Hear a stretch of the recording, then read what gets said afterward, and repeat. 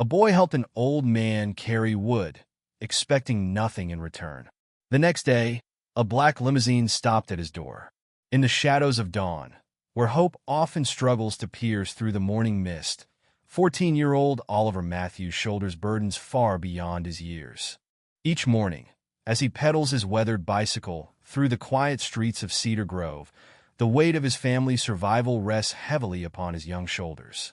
Life hasn't been kind since his father's passing 2 years ago, leaving his mother Sarah juggling multiple cleaning jobs and his little sister Emma dreaming of new school supplies they can't afford. Yet, on one fateful morning, when Oliver makes a split-second decision to help an elderly stranger, he unknowingly sets in motion a chain of events that will challenge everything he knows about fate and fortune. What begins as a simple act of kindness transforms into an extraordinary journey that none could have predicted. But will this unexpected opportunity be Oliver's salvation or merely another cruel twist of fate? Let's stick around to find out. But before we dive into the story, comment below where you're watching from today. If you enjoy this tale, don't forget to subscribe. The first rays of dawn had barely touched the worn shingles of the modest house on Cedar Street when Oliver's eyes fluttered open.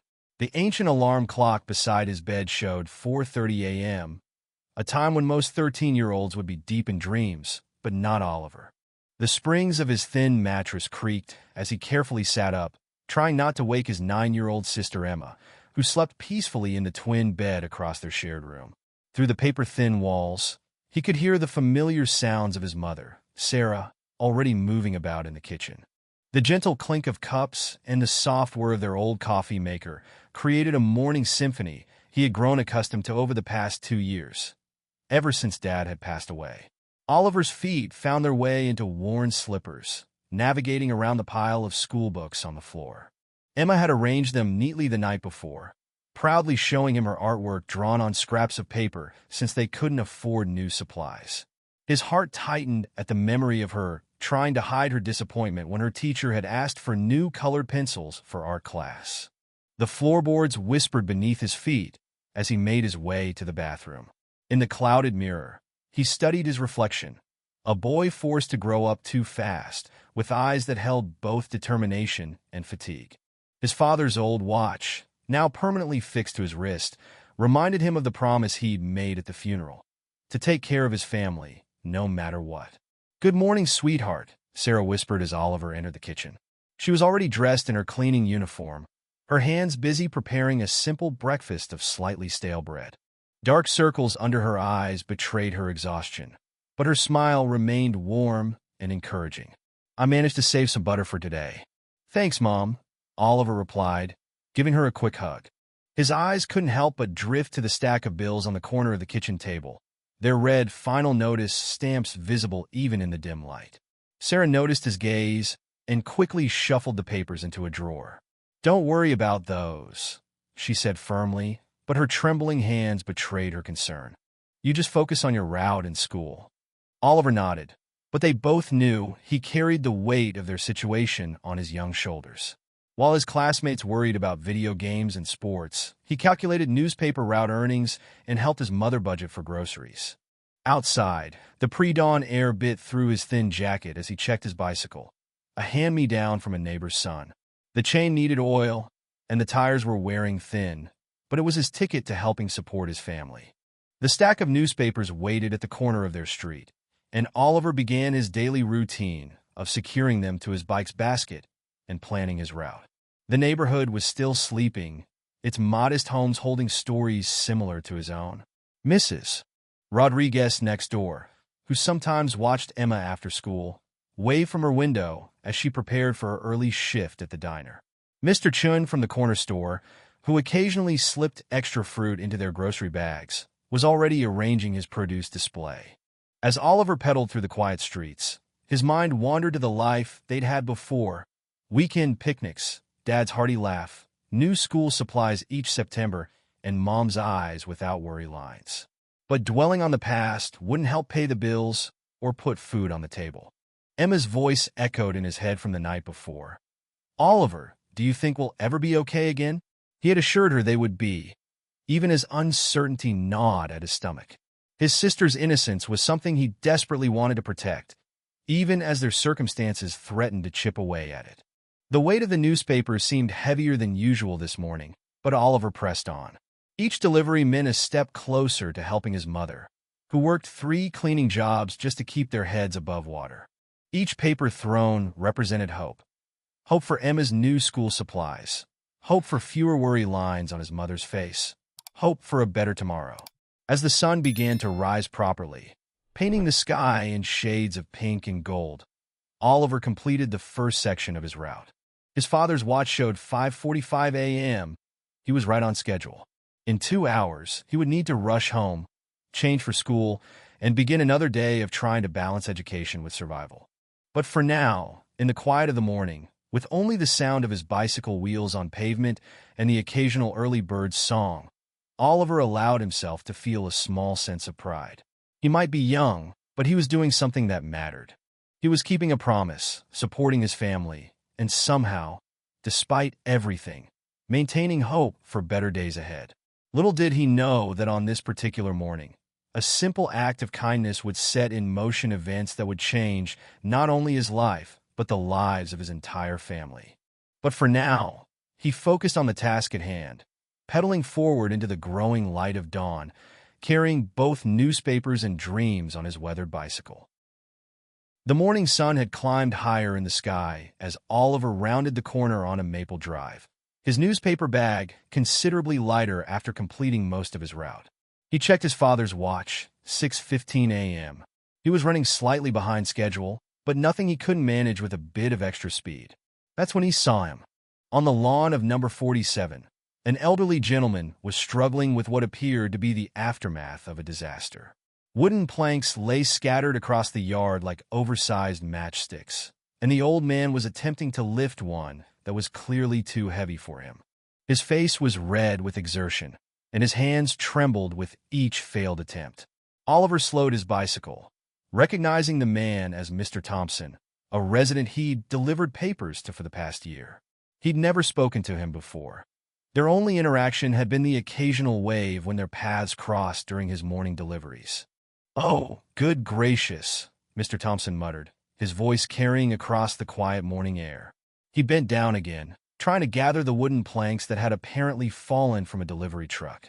Each attempt seemed more futile than the last, and Oliver could see the old man's strength waning. Time seemed to freeze as Oliver sat on his bike, caught in an internal struggle.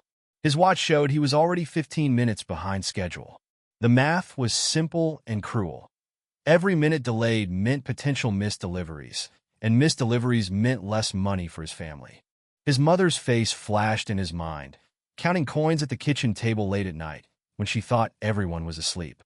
"Just keep riding," a practical voice in his head urged. "You can't afford to fall behind." But another voice, one that sounded remarkably like his father's, whispered, "Some things are more important than money, son." Oliver's hands tightened on his handlebars as he watched Mr. Thompson stumble slightly, catching himself on a nearby fence. That did it. With a quick motion, he propped his bike against a tree and jogged across the dewy grass. "Excuse me, sir," Oliver called out, his voice cracking slightly with nervousness. "Would you like some help?" "Mr." Thompson straightened up, surprise evident on his weathered face. "Oh, my boy, I couldn't possibly," he began, but Oliver was already bending down to lift one end of a particularly large plank.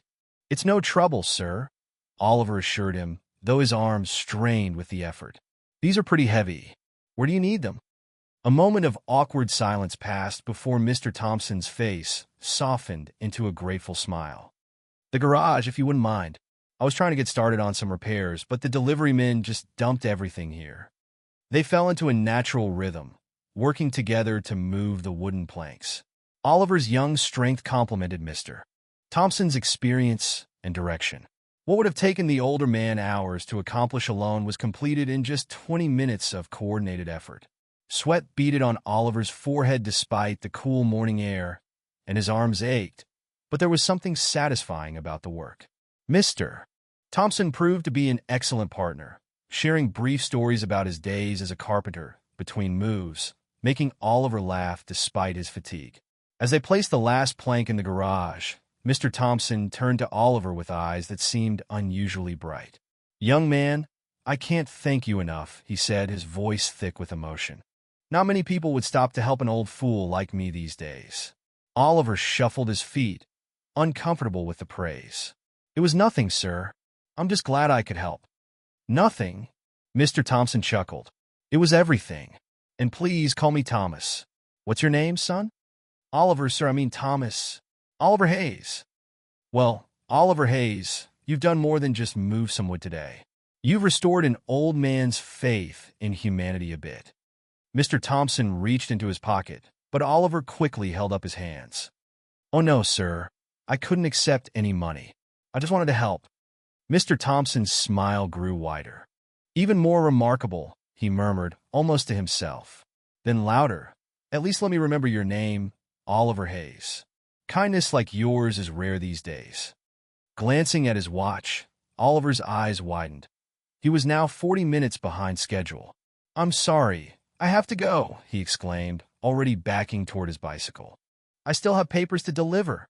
Of course, Mr. Thompson called after him. "Thank you again, Oliver." As Oliver pedaled away at top speed, his legs pumping furiously to make up for lost time, he felt a curious warmth in his chest despite his anxiety about the delays. He managed to complete his route by rushing the final deliveries, arriving home just barely in time to prepare for school. That evening, as he helped Emma with her homework, the memory of Mr. Thompson's grateful smile kept returning to him.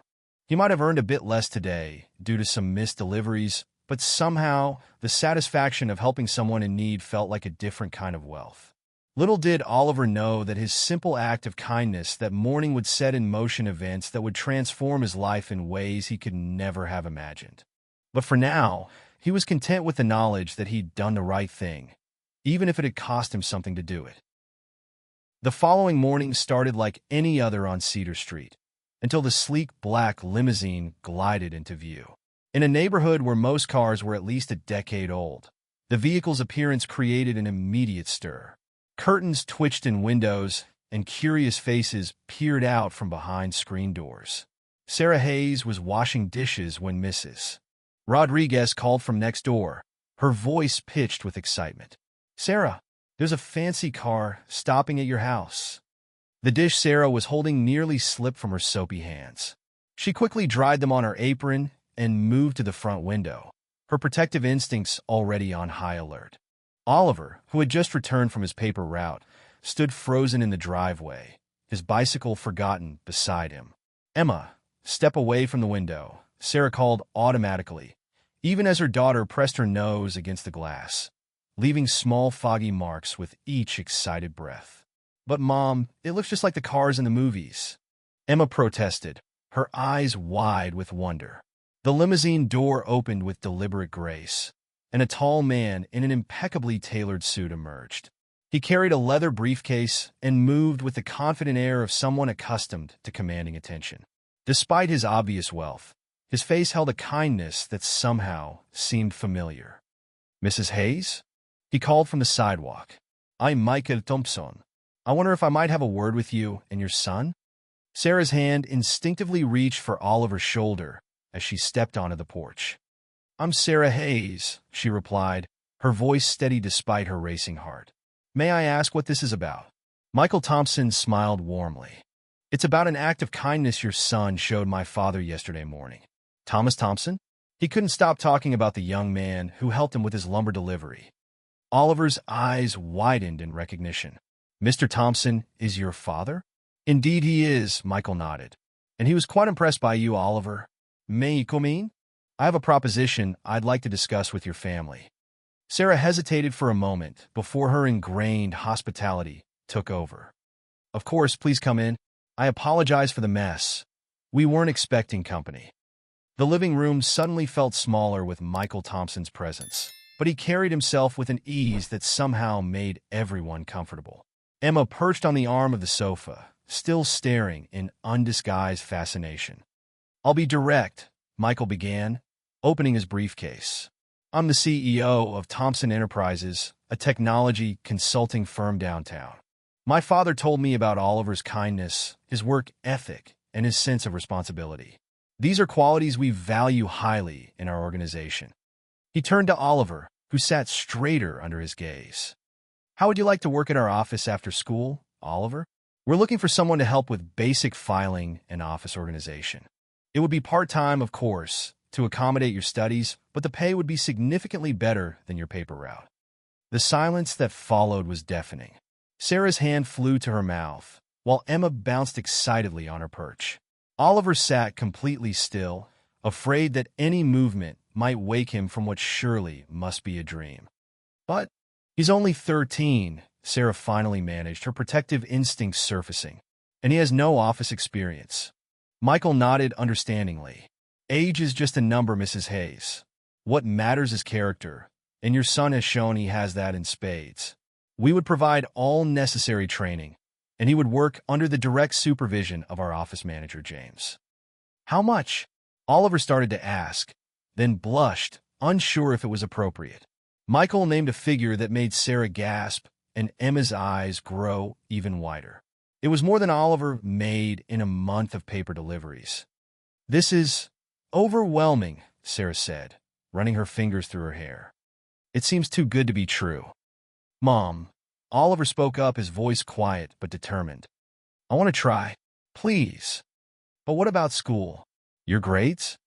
We would ensure his work schedule doesn't interfere with his education, Michael assured her. In fact, we encourage our employees to prioritize their studies.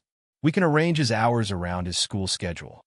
Emma, who had been uncharacteristically quiet, suddenly piped up. Mom, Oliver helps everyone else all the time. Maybe it's time someone helped him too? Sarah looked at her daughter in surprise, struck by the simple wisdom in her words. She turned back to Michael, her expression serious. What exactly would his duties be? And who would be supervising him? What about insurance? Michael spent the next hour patiently answering every question Sarah posed, explaining the details of the position, the support system in place, and the company's policies. He produced documentation, references, and even offered to give them a tour of the office.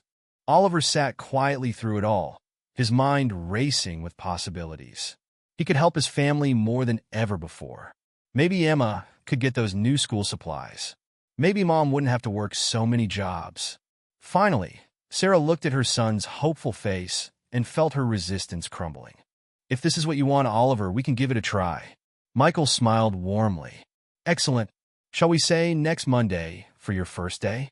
That will give us time to process the paperwork and prepare your workspace.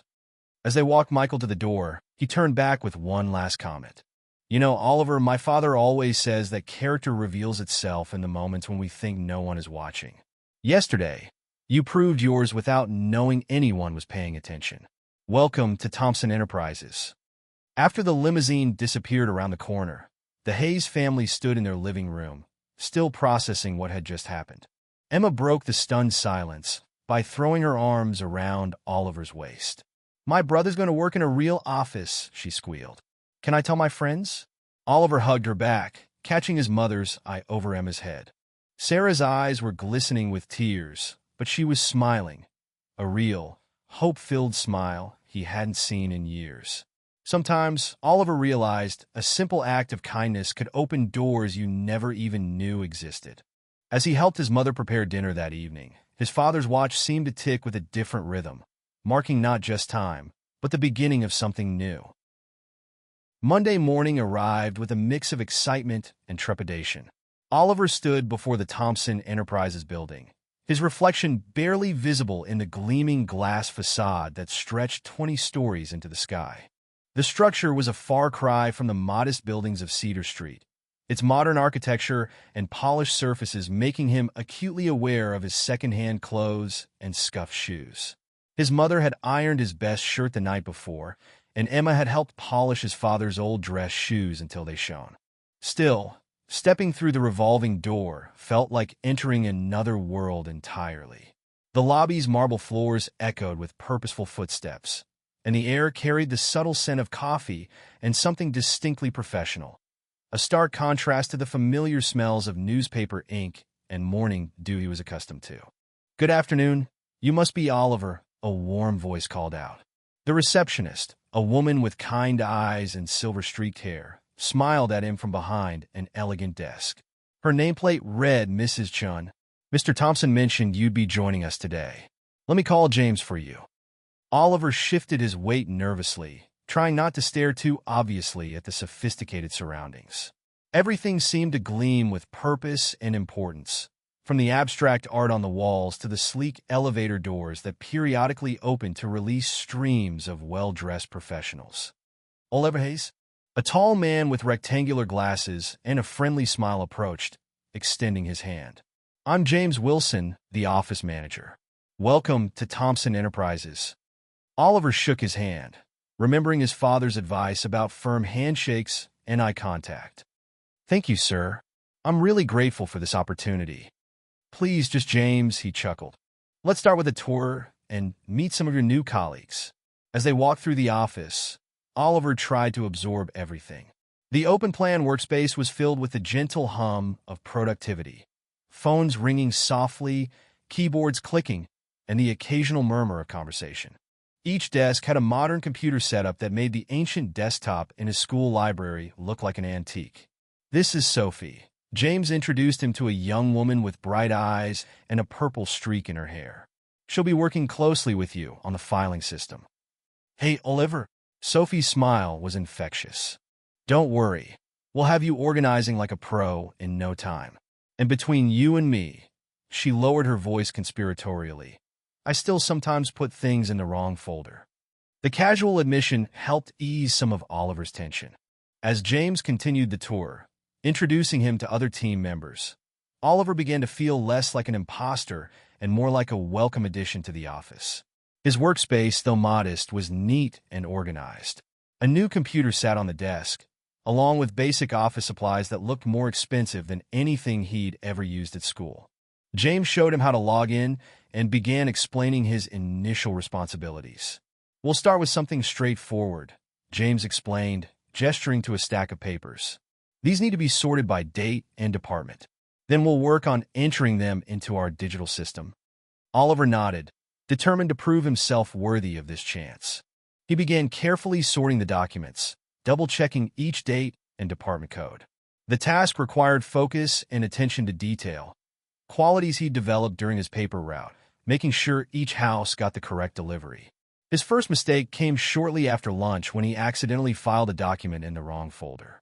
The moment of panic was quickly soothed by Sophie, who showed him how to correct the error and shared stories of her own first-day blunders. The afternoon passed in a blur of new information and experiences. James patiently explained the basics of the computer system, showing Oliver how to navigate the various programs he'd need to use. Each small success, successfully saving a file, correctly sorting a batch of documents, or finding his way to the break room without getting lost, felt like a personal victory. By 5 o'clock, Oliver's head was swimming with new information, and his shoulders ached from maintaining proper posture at his desk, so different from the physical strain of his paper route. Yet despite the exhaustion, he felt a deep sense of accomplishment. Sarah was waiting outside in their old car when he emerged from the building, her face eager for news. The drive home was filled with Oliver's excited recounting of his day, the sophisticated office, the friendly colleagues, the new skills he was learning. At dinner, Emma peppered him with questions about everything from the building's height to the color of his desk chair. Sarah watched her children with quiet joy, noting how Oliver sat a little straighter, spoke with more confidence. And guess what, Mom? Oliver said as he helped clear the dishes. Mister. James said I did really well with the filing system. He said I have a natural attention to detail. Sarah pulled him into a tight hug, her eyes glistening. I'm so proud of you, sweetheart. Your father would be too. Later that night, as Oliver lay in bed, he could still hear the gentle hum of the office in his mind.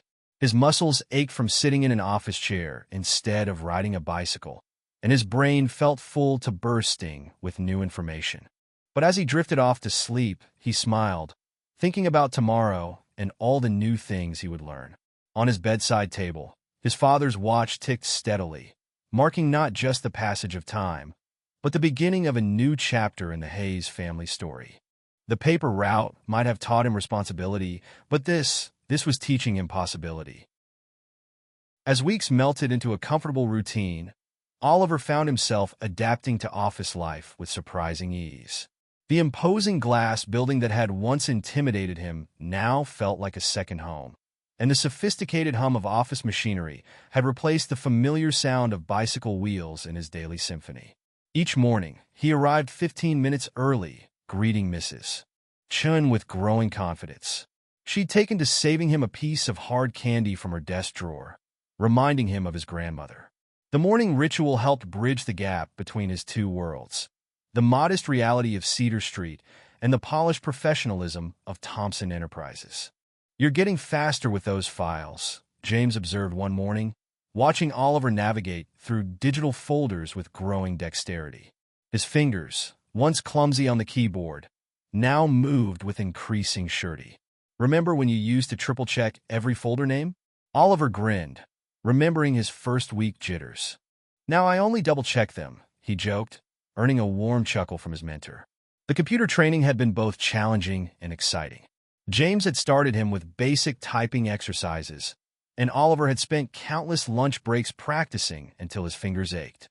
The old hunt and peck method gave way to proper typing form, and soon he could manage a respectable 40 words per minute, a fact he proudly shared with Emma, who declared him practically a computer genius. "Watch this," he demonstrated to Sophie one afternoon, executing a series of keyboard shortcuts she'd taught him. "It saves so much time compared to using the mouse for everything." "Look at you becoming a proper office pro," Sophie beamed, her purple hair newly streaked with silver. "Soon you'll be teaching me new tricks." Lunch breaks became a favorite part of his day. Instead of rushing through a solitary sandwich between newspaper deliveries, he now sat with colleagues in the break room, absorbing their conversations about work projects, office politics, and life in general. He learned about Sophie's dream of starting her own graphic design business, and how James had worked his way up from a position similar to Oliver's 20 years ago. "The key is to stay curious," James advised during one of their impromptu mentoring sessions. "Every task, no matter how small, teaches you something valuable." Oliver took this advice to heart, approaching each new responsibility with enthusiasm. Data entry became a game of accuracy and speed. Filing taught him organizational skills that helped him better manage his schoolwork. Even the simple task of refilling the printer paper became an opportunity to chat with different departments and understand the office dynamics. Michael Thompson's occasional check-ins were no longer cause for anxiety, but welcome opportunities to share his progress. "I hear excellent things about your work, Oliver," Michael mentioned during one visit, causing Oliver to stand a little straighter. "Keep this up, and we might have to create some new challenges for you." The office culture, initially mysterious, began to make sense. He learned the unwritten rules. Always make a fresh pot of coffee if you take the last cup, avoid the printer on Monday mornings when everyone was printing weekly reports, and never microwave fish in the break room. A lesson learned through observation rather than experience. His vocabulary expanded beyond the simple language of his neighborhood. Words like quarterly reports, documentation, and workflow became part of his daily lexicon. Emma delighted in asking him to define new terms he brought home, turning them into a game during dinner. The transformation wasn't just professional. Oliver noticed changes in himself, subtle at first, then more pronounced. He began paying more attention to his appearance, keeping his shirts tucked in even after school hours. The most significant change was in his outlook on the future. Where once his horizons had been limited to managing a paper route and helping with bills, now he found himself dreaming bigger. During quiet moments at his desk, he would observe the various roles in the office, imagining different career paths. "You know, James mentioned casually one afternoon, if you're interested, we could start teaching you some basic spreadsheet functions. It's never too early to build those skills." Oliver jumped at the opportunity. Each new skill felt like a key to a door he hadn't known existed. He started carrying a small notebook, jotting down terms to look up and skills to practice. The local library became his weekend sanctuary as he borrowed books on business and computers, determined to understand more about this new world he'd entered. His father's watch still kept time on his wrist, but now it marked progress rather than just hours. Each tick represented another moment of growth, another small step forward in this unexpected journey. 1 month into his new role, Oliver overheard 2 senior employees discussing his work. "That Hayes kid," one said, "he's got potential. Real potential." The words filled him with quiet pride, not just for the compliment, but for the future it implied. As he organized another stack of documents, each paper seemed to whisper of possibilities, of a future where he could do more than just help his family survive. A future where he could help them thrive. That evening, as he helped Emma with her homework, she asked him what he wanted to be when he grew up. For the first time, Oliver had more than just a vague answer about helping the family. He had a vision, shaped by his experiences at Thompson Enterprises, of a future filled with potential and possibility. "Something in business," he told her, his eyes bright with determination. "Something where I can keep learning and growing. And maybe someday help other kids like us find their way too." Emma nodded sagely, as if this made perfect sense. "You'll be good at that," she declared. "You're already good at everything." Oliver smiled, knowing this wasn't true but appreciating her faith in him. He wasn't good at everything, not yet, but he was learning, growing, and improving every day. And for now, that was more than enough. The crisis struck on an otherwise ordinary Tuesday afternoon. Oliver was organizing the weekly reports for the quarterly meeting when he noticed something that made his blood run cold. The Henderson contract, a crucial document that Michael Thompson needed for tomorrow's board meeting, was missing from its folder. His heart began to race as he double-checked, then triple-checked the filing cabinet. The document had been there yesterday. He distinctly remembered processing it. Now it was nowhere to be found. "Stay calm," he whispered to himself, but panic was already creeping in. This wasn't a misplaced newspaper that could be easily replaced. This was an important contract worth thousands of dollars, and its absence could have serious consequences. The clock on his computer showed 3:45 p.m. The board meeting was scheduled for 9 a.m. tomorrow. Oliver's hands trembled as he systematically began searching through every folder in his vicinity, his mind racing through all the possible places the document could be. Sophie noticed his distress first. "Oliver, you look like you've seen a ghost." "The Henderson contract," he managed to say, his voice tight. "It's missing. Mr. Thompson needs it for tomorrow's meeting, and I can't find it anywhere." Instead of showing alarm, Sophie's response surprised him. "Okay, let's think this through logically. When was the last time you saw it?" Her calm approach helped Oliver focus. "Yesterday afternoon. I was processing it with the other contracts, but then Mr. Roberts needed some urgent copying done, and He stopped abruptly, a memory clicking into place. The copy room. He'd taken the contract there intending to make a backup copy, following James's protocol for important documents. But had he brought it back? "I need to check something," he said, already heading for the copy room. Sophie followed, offering to help search. The copy room yielded no results, but their activity caught James's attention. Upon hearing the situation, he joined the search effort, bringing his years of experience to bear. "First rule of crisis management," James said, his voice steady and reassuring. "Don't panic. Second rule, retrace your steps systematically." Together, they reconstructed Oliver's movements from the previous day. The search expanded to include the scanning station, the outgoing mail area, and even the break room. Time ticked by relentlessly, and Oliver felt the weight of responsibility growing heavier with each passing minute. "I should tell Mr. Thompson," Oliver finally said, his voice small but determined. "It's my responsibility." James nodded approvingly. "That's the right call. Honesty and accountability matter more than avoiding uncomfortable situations." The walk to Michael Thompson's office felt like the longest journey of Oliver's life. Each step was an exercise in courage, remembering his father's words about facing mistakes head-on.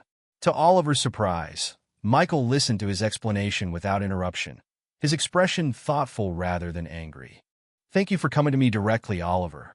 Now let's solve this together. Where haven't we looked?" The question sparked a memory. "The scanning station," Oliver said suddenly.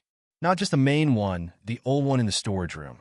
Mr. Roberts mentioned it was acting up yesterday, so I might have—" A quick trip to the storage room revealed the Henderson contract, still sitting in the old scanner's output tray, temporarily forgotten after the machine had jammed mid-scan. The relief was overwhelming, but the experience wasn't over. James gathered the team for a debrief, turning the crisis into a learning opportunity. "What did we learn?" he asked. "Document tracking protocols are important," Oliver offered, thinking of how a simple log entry could have prevented hours of panic. "And," James prompted, "asking for help isn't a sign of weakness," Oliver added, remembering how the team's support had made the difference between panic and problem-solving. That evening, as Oliver recounted the day's events to his family over dinner, he realized how much the experience had changed him. The initial panic had given way to methodical problem-solving, and the fear of failure had been transformed into a valuable lesson in resilience. "But weren't you scared to tell Mr. Thompson?" Emma asked, wide-eyed. "Terrified," Oliver admitted. "But sometimes doing the right thing means doing the scary thing." Sarah reached across the table and squeezed his hand. "You're becoming quite the professional, sweetheart. Your father would be so proud of how you handled this." The next day, Oliver implemented a new personal system for tracking important documents, something James helped him develop. His colleagues noticed and appreciated his initiative, with several departments adopting similar tracking methods. "You turned a potential crisis into an improvement opportunity," Michael commented during his next check-in. "That's exactly the kind of thinking we value here." The experience had taught Oliver more than just document management. It had shown him that mistakes, while uncomfortable, didn't have to be disasters. With honesty, teamwork, and determination, challenges could become stepping stones to better processes and stronger relationships. As he updated his tracking log that afternoon, Oliver caught his reflection in the computer screen. The nervous 13-year-old who had first walked into Thompson Enterprises was evolving into someone more confident, more capable. Someone who didn't just avoid mistakes, but learned from them. His father's watch seemed to tick with approval on his wrist, marking not just time, but moments of growth. The day's crisis had tested him, but like the morning paper routes through rain and cold, it had also strengthened him. "You know what the real victory was today?" James asked as they were leaving the office. "Finding the contract, Oliva Vincent." James shook his head, "Learning that you can handle more than you thought you could. That's the kind of confidence that can't be taught. It has to be earned." Oliver smiled, understanding now that some lessons couldn't be found in any training manual. They had to be lived, sometimes uncomfortably, but always with the potential for growth. As he headed home, he felt stronger, more resilient, and oddly grateful for the challenge that had helped him discover these qualities in himself. 3 months into his position at Thompson Enterprises, Oliver noticed a subtle shift in the way people treated him. It started with James assigning him more complex tasks without the usual detailed instructions. Then came the morning when Sophie asked him to train a new temp worker on the filing system he'd helped improve. "You're our resident expert now," she winked as Oliver walked the newcomer through the document tracking system he developed after the Henderson contract incident. The real change became apparent when Michael Thompson himself stopped by Oliver's desk one afternoon. "Oliver, I have a special project that needs attention to detail and discretion. James speaks highly of your work. Would you be interested in helping coordinate the documentation for our upcoming client presentation?" Oliver's heart swelled with pride as he accepted the responsibility. This wasn't just filing or data entry. This was real, meaningful work that would directly impact the company's success. The project required him to organize and prepare materials for a major presentation to potential investors. It meant coordinating with different departments, ensuring all documents were properly formatted, and maintaining strict confidentiality. "Remember," James advised, "this is a chance to show what you can really do. Take it one step at a time, but don't be afraid to make decisions when needed." Oliver threw himself into the task with determination. His typing speed had improved dramatically over the months, and he now navigated complex spreadsheets with ease. The computer skills that had once seemed so daunting were becoming second nature. During one late afternoon, while cross-referencing data for the presentation, Oliver noticed a discrepancy in the numbers. Instead of simply flagging it for review, he took the initiative to analyze the source of the error and prepared a brief report explaining his findings. "This is impressive work," Michael commented during the next project meeting, holding up Oliver's analysis. "Not just finding the error, but providing a clear explanation and suggested solution. This kind of proactive thinking is exactly what we need." The praise was sweet, but the real reward came in the form of increased trust and responsibility. Soon, Oliver found himself being included in department meetings, his input sought on workflow improvements, and his suggestions taken seriously despite his age. "You've got a natural talent for this," James observed, watching Oliver explain his new filing system to a group of senior staff members. "You're not just doing the work, you're making it better." The salary discussion came unexpectedly during a monthly review. Michael called Oliver into his office, where James was already waiting. "Your contributions have exceeded our expectations," Michael began. "We'd like to adjust your compensation to reflect your increased responsibilities." The new figure made Oliver's head spin. It was significantly more than his starting salary, and came with additional hours during school breaks if he wanted them. "Of course," Michael added with a knowing smile, "this is contingent on maintaining your grades. Education still comes first." That evening, Oliver shared the news with his family over dinner. Emma squealed with delight, while Sarah wiped happy tears from her eyes. "We can start a college fund," she said softly, reaching for Oliver's hand. "Your father always wanted that for you." The following weeks brought new challenges and opportunities. Oliver found himself mentoring other young employees, sharing the lessons he'd learned about organization and attention to detail. His system for tracking important documents was officially adopted by several departments, and he was asked to help develop a training manual for new hires. "Remember your first day?" Sophie teased, watching him confidently lead a new employee orientation. "You were so nervous you could barely log into your computer." Oliver laughed, but the memory served as a powerful reminder of how far he'd come. He was no longer the uncertain teenager who'd walked into Thompson Enterprises. He was becoming someone his colleagues relied on, someone who could make a real difference in the workplace. During a quiet moment at his desk, Oliver found himself planning for the future. His notebook, once filled with basic computer terms to learn, now contained ideas for process improvements and potential career paths. The business books he borrowed from the library made more sense now, illuminated by real-world experience. "You know," James mentioned during one of their regular check-ins, "there's a junior analyst position opening up next year. It would mean more responsibility, more complex work. Something to think about for your future." The suggestion sparked a new level of determination in Oliver. He began staying late occasionally, not because he had to, but because he wanted to learn more.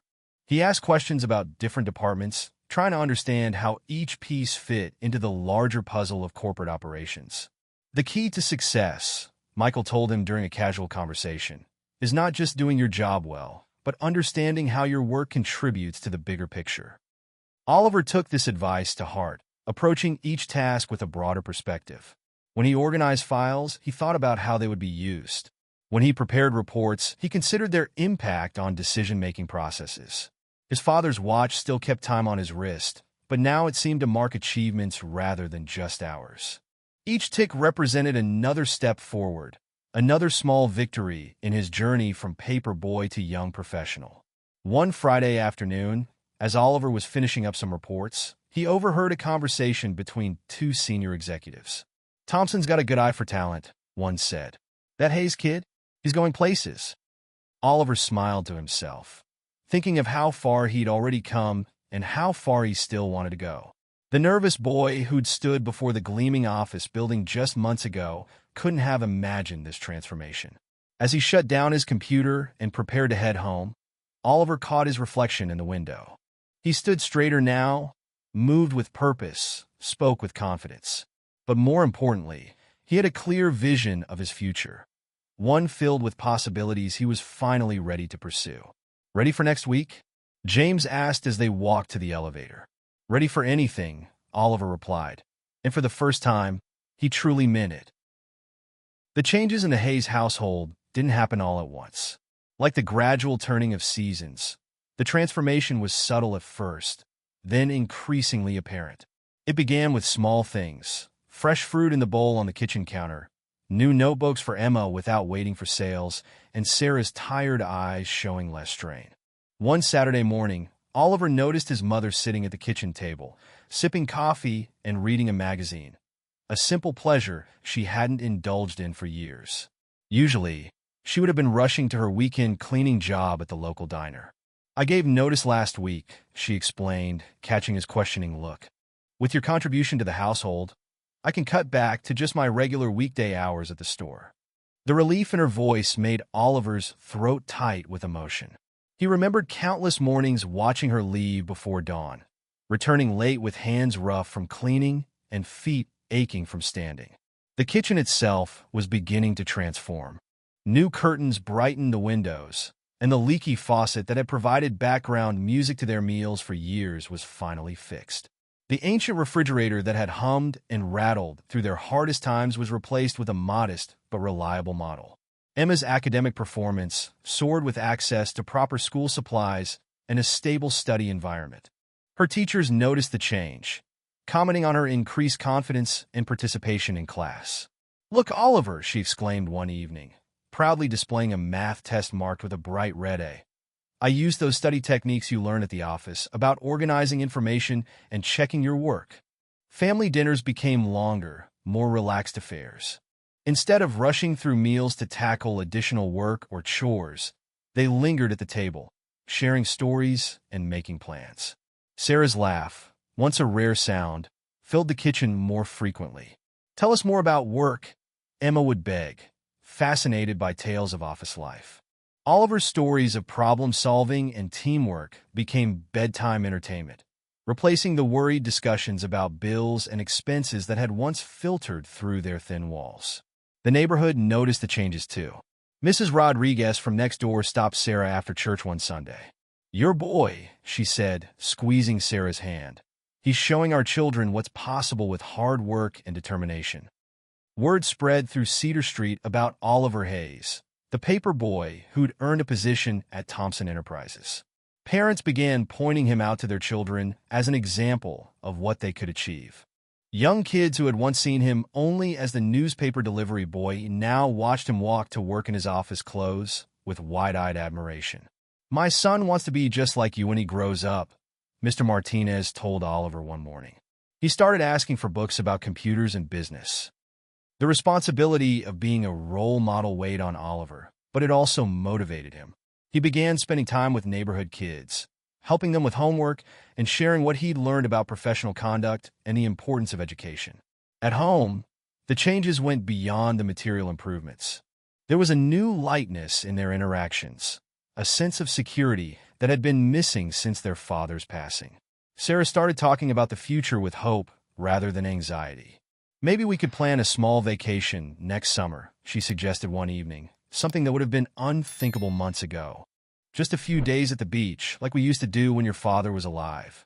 Emma immediately began making plans, chattering excitedly about sandcastles and seashells. Oliver watched his sister's animation and his mother's soft smile, feeling a deep sense of satisfaction. This was what his father had always worked for, not just survival, but the chance for his family to thrive. The weight of his father's watch on his wrist seemed different now. It was no longer a reminder of what they'd lost, but a symbol of continuing his father's legacy of caring for the family. Each tick marked another moment of progress, another step toward the future they dreamed of. During quiet moments, Oliver would sometimes reflect on the journey that had brought them here. From the early morning paper routes in all weather to his current position at Thompson Enterprises, each step had been guided by the desire to help his family. But somewhere along the way, it had become more than that.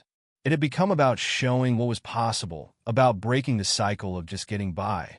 "You've done so much for us," Sarah said one evening, finding Oliver looking through old family photos. "But what makes me proudest is seeing the man you're becoming. Thoughtful, hardworking, and kind, just like your father." Oliver's eyes misted as he looked at a photo of his father in his work uniform, proud and strong. "I just want to make sure you and Emma have everything you need," he said softly. "Oh, sweetheart," Sarah pulled him close. "We have everything we need right here. The rest is just bonus." But Oliver knew it was more than that. The stability they now enjoyed meant Emma could focus on her studies instead of worrying about money. It meant Sarah could rest instead of working herself to exhaustion. It meant they could plan for the future instead of just surviving the present. As he helped Emma with her homework that evening, Oliver caught sight of their reflection in the window, sister, and brother, heads bent together over her textbook, their father's watch visible on his wrist. The scene represented everything he'd worked for: family, security, and the promise of a better tomorrow. "Oliver," Emma asked suddenly, looking up from her math problems, "do you think I could work at Thompson Enterprises someday too?" He smiled, remembering his own first days of doubt and determination. "You could do anything you set your mind to, Em. Anything at all?" And in that moment, watching his sister's eyes light up with possibility, Oliver understood that his success wasn't just about providing for his family financially. It was about showing them and their entire community that dreams weren't just for other people. They were for anyone brave enough to chase them. The evening ended as many now did, with the Hayes family together in their gradually improving home, sharing stories and dreams, their laughter echoing through rooms that no longer felt heavy with worry. It wasn't perfect, but it was so much better than before. And for Oliver, that made every early morning, every challenge, and every moment of doubt worthwhile. The morning started like any other at Thompson Enterprises, but by 10 a.m., the office atmosphere had shifted dramatically. The Westbrook account, one of the company's largest clients, had reported major discrepancies in their quarterly reports, and their CEO was demanding immediate answers. Oliver first noticed something was wrong when he saw James and Michael in an intense discussion, their usual composed demeanors replaced with evident concern. The gravity of the situation became clear when Michael called an emergency department meeting. "We need to audit 6 months of transaction records by tomorrow morning," Michael announced, his voice tense. "The Westbrook account is worth millions, and we can't afford any mistakes." The team exchanged worried glances. 6 months of records meant thousands of transactions, countless spreadsheets, and an enormous amount of cross-referencing, all within an impossible deadline.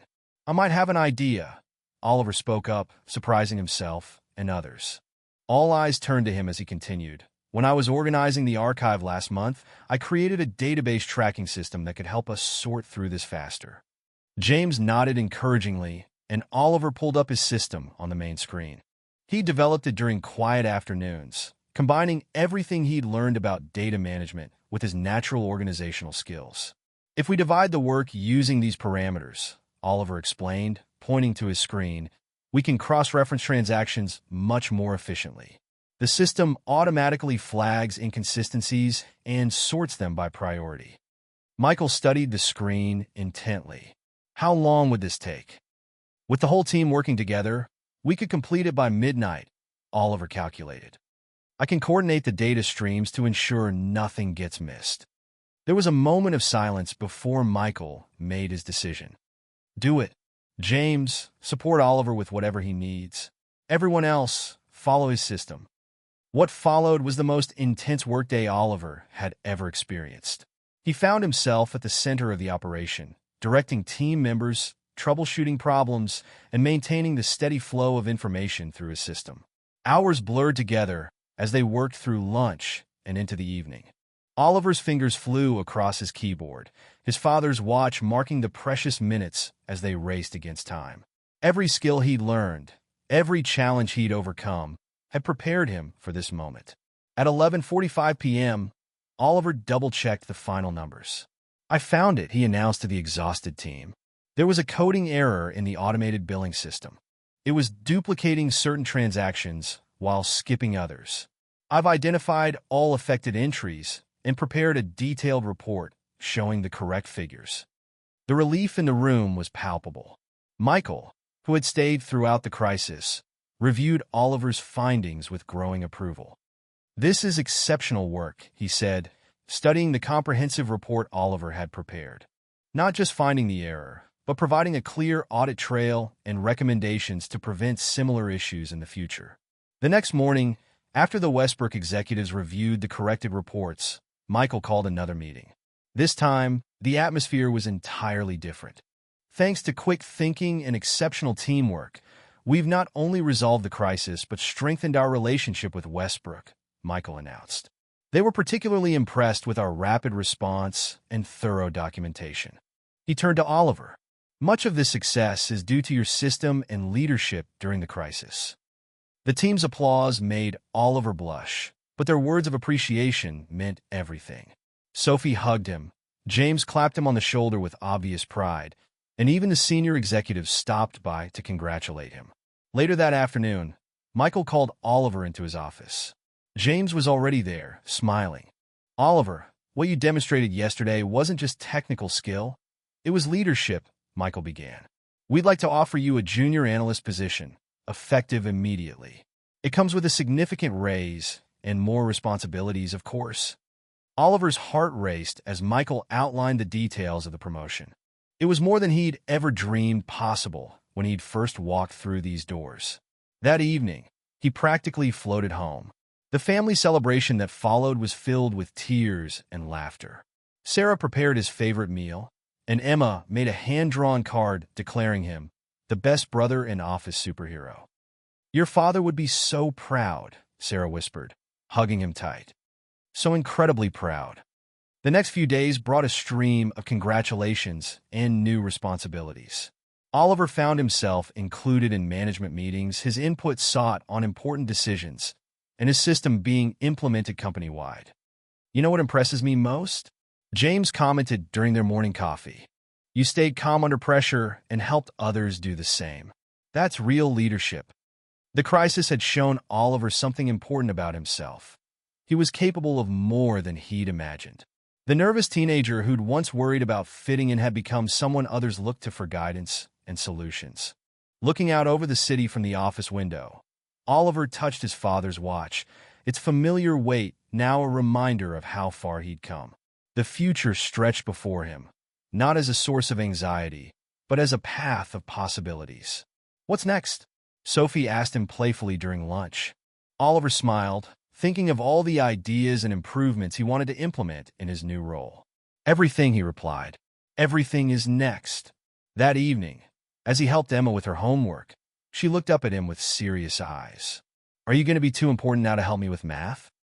"Never," he assured her, pulling her into a hug. "Some things are always going to come first." Later, preparing for bed, Oliver caught his reflection in the mirror.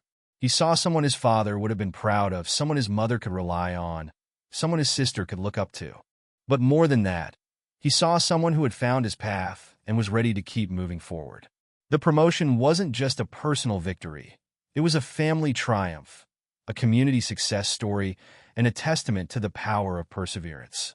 As Oliver drifted off to sleep, his father's watch ticking softly on the nightstand, he knew that this wasn't the end of his journey. It was just the beginning of a new chapter, one filled with even greater challenges and opportunities. And he was ready for all of it. The autumn sun cast long shadows through the office windows when Michael Thompson's secretary announced an unexpected visitor. Oliver looked up from his computer to see an elderly gentleman walking slowly into the office, leaning on a familiar wooden cane. "Mr. Thompson?" Oliver's voice caught in his throat as he recognized the man whose simple act of kindness had changed the course of his life.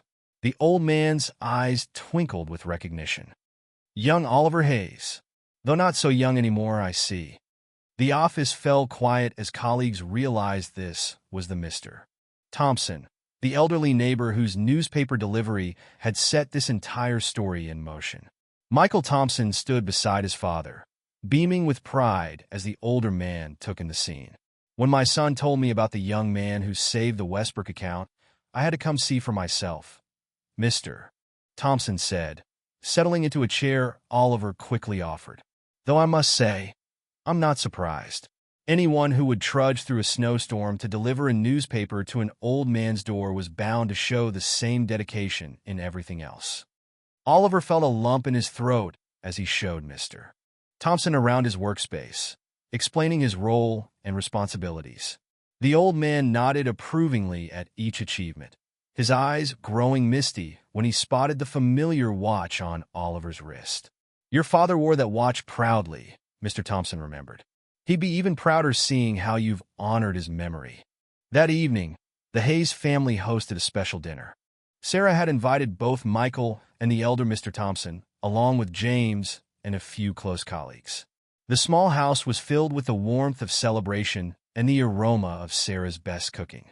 Emma had decorated the dining room with handmade congratulatory signs, and even baked a cake with our hero written in wobbly frosting letters. The pride in her eyes whenever she looked at her brother was unmistakable.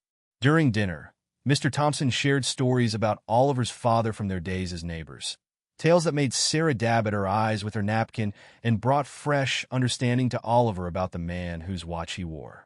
John Hayes was a man who believed in doing things right, Mr. Thompson recalled. Not for recognition, but because it was the right thing to do. I see that same quality in you, Oliver. After the meal, as everyone gathered in the living room, Michael Thompson stood to make an announcement. We're not just celebrating past achievements tonight, he said. I'm pleased to share that Thompson Enterprises will be launching a youth mentorship program inspired by Oliver's journey. We want to give other young people the same opportunity to grow and succeed. Oliver felt overwhelmed with emotion as he looked around the room. His mother, who no longer carried the weight of constant worry on her shoulders. Emma, flourishing in school and already talking about following in his footsteps. The Thompsons, father and son, who had given him a chance to prove himself. James, who had guided him with patience and wisdom. I'd like to say something, Oliver said, standing up. When I started delivering newspapers, I was just trying to help my family make ends meet. I never imagined where that path would lead. But looking back, I realize every early morning, every challenge, every moment of doubt taught me something valuable.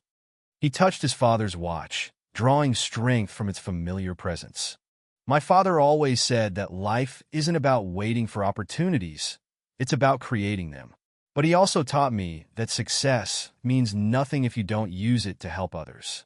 So while I'm grateful for everything I've achieved, I'm more excited about what comes next, about helping others find their path, just as I was helped. Sarah wiped away tears as she hugged her son. Your father would be so proud of the man you've become, she whispered.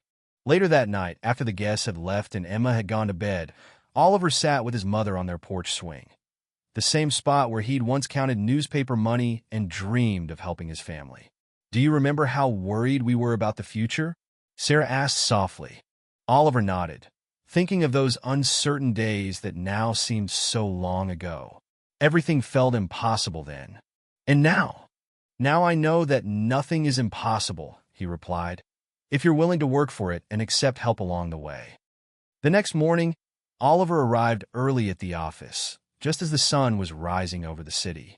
The early hour reminded him of his paper route days, but now he walked through the building's front doors with confidence, nodding to security guards who greeted him by name.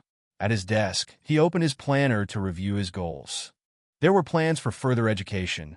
Michael had already discussed tuition assistance for business courses. There were ideas for community outreach programs, ways to help other young people find their paths. And there were dreams, bigger than ever before, but now within reach. James found him there, already deep in work. Early start? Oliver smiled, thinking of all the early mornings that had led to this moment. Old habits die hard, I guess. Good habits, James corrected. The kind that build success stories. As the office came to life around him, Oliver thought about the journey that had brought him here. From paper boy to junior analyst, from struggling student to mentor, from a son trying to help his family to a young man making his mark on the world. His father's watch kept steady time on his wrist, marking not just hours, but moments of growth, challenges overcome, and dreams realized. Each tick seemed to whisper the lessons he'd learned. That kindness matters, that hard work pays off, that family is everything, and that success is sweetest when shared. The morning sun streamed through the office windows, casting long rays across his desk, and Oliver Hayes, no longer just the paper boy, but not quite finished growing either, smiled and got back to work. There were still mountains to climb, goals to achieve, and people to help, and he was ready for every step of the journey ahead. Time to make a difference, he whispered to himself, his father's watch marking the moment, and began another day of turning possibilities into realities. Don't forget to like and subscribe to our YouTube channel so we can keep bringing you the best stories.